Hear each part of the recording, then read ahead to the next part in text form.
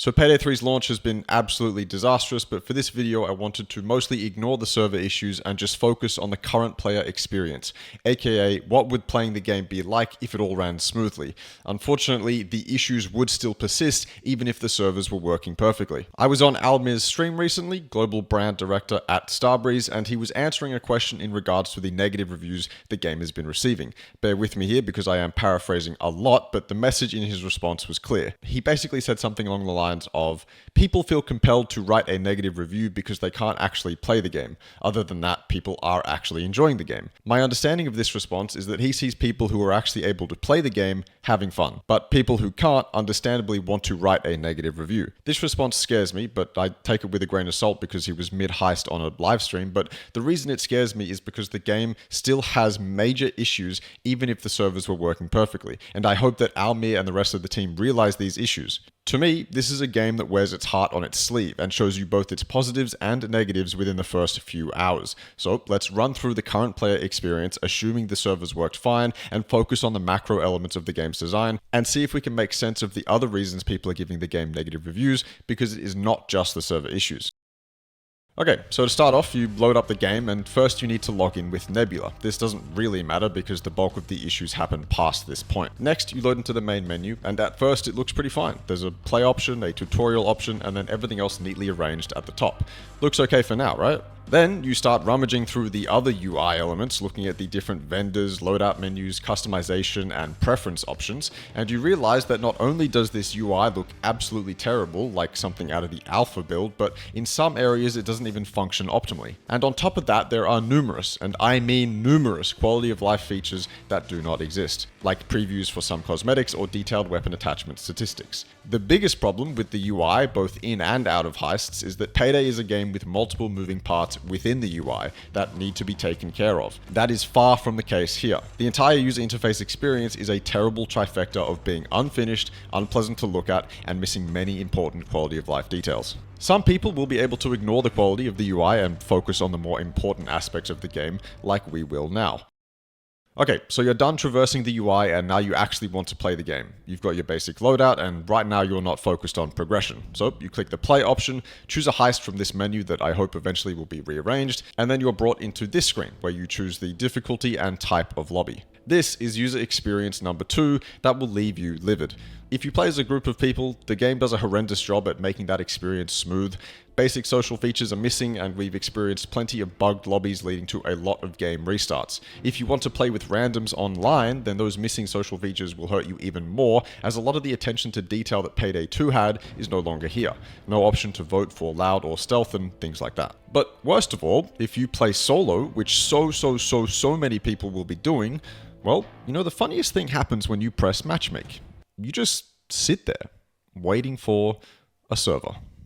This is by far the second biggest complaint coming from the community after the server issues. But even if the servers worked perfectly fine, solo players would still need to wait to be put into a game by themselves. No option for offline play. This is a huge turn-off for so many people, myself included. People want to quickly be able to get into a game if they're playing by themselves, but that's not an option here. Whether it was Deep Silver or Starbreeze who made the call on this, I don't really care. One or both parties should have known the clusterfuck that this would cause. Anyway, making your way into the actual lobby, you're greeted with the asset and loadout UI, which is some of the most disgustingly basic UI I've ever seen, and the game doesn't care to explain to you how assets work either. It's at this point you can finally ready up and get into game. We are now at the one saving grace that Payday 3 has. Fundamentally, this game is pretty sound. I have my own personal complaints about movement, but I've come around to the shooting mechanics for the most part. In fact, this might be a time where I have to concede my own opinions of how movement and shooting should feel in a game, since it seems like everyone else is pretty happy with how it's been done here. So, loud heists are a great time, and they've always been a great time in Payday, and this time round, the soundtrack, enemy spawn pacing, variety, and challenge all come together for a complete experience. There seems to be a lot more deliberate action in the little micro choices you make during loud heists, mainly due to the new armor and health system rework, both resources being very valuable. Stealth has been upgraded and made much more enjoyable. It's far more malleable than in Payday 2, owing to the separation of public, private, and secure areas, and the way that pages, security cameras, and guards work too, all coming together to create a relatively realistic experience that still keeps you on your toes, creating some very tense moments as stealth heisting should. All in all, the actual gameplay that Payday 3 has to offer is pretty great, and that's important for multiple reasons, but the biggest one being the fact that solid core gameplay allows for potential to actually be reached.